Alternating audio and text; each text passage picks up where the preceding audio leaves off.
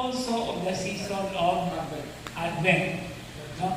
So, as ako nang giingon sa unahan na ang Advent adunay upat ka Domingo, niya ang second to the last, or the third Sunday of Advent, changes a little bit of the color from purple to rose pink.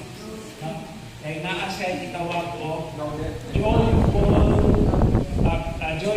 joyful spirit. And it is called Gaudete. This is actually the same as rejoice.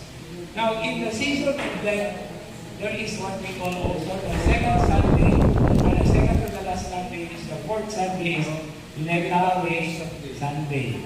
Kanang Letare, the same na ihapon na sa Gaudete, pero hindi Letare, only siya ang usa rejoicing, is actually, it's more of a happiness also, no? But it's practically the same. Rejoicing and be glad. Kaya asa matigdikan ang maong letari na puno, na ano yung magagigan sa, okay, pagkabanhaw sa Ginoo, on the Sunday of the Resurrection, Easter Sunday, ang atong Angelos, atuwa usap nga, atuwa una na i-go. No? Ang atong litukod mo ang Regina Coeli, or Queen of Heaven. No? And then, ang sa Latin ang text is Regina Coeli Letare. So, diyan ay ikuha.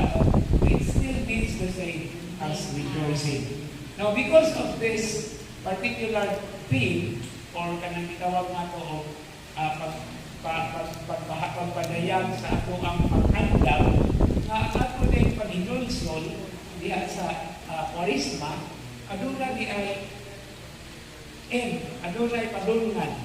Kung sa man ang padulngan sa atong paghinulso o sa ato ang dawat sa atong masala, kalipay. No?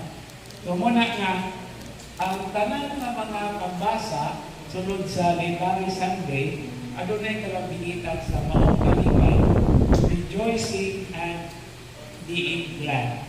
Okay? So sa ato ang tuyo og tumong, ang Luke chapter 15 verses 1 to 3 na ambak na sa verses 11 to 32. No?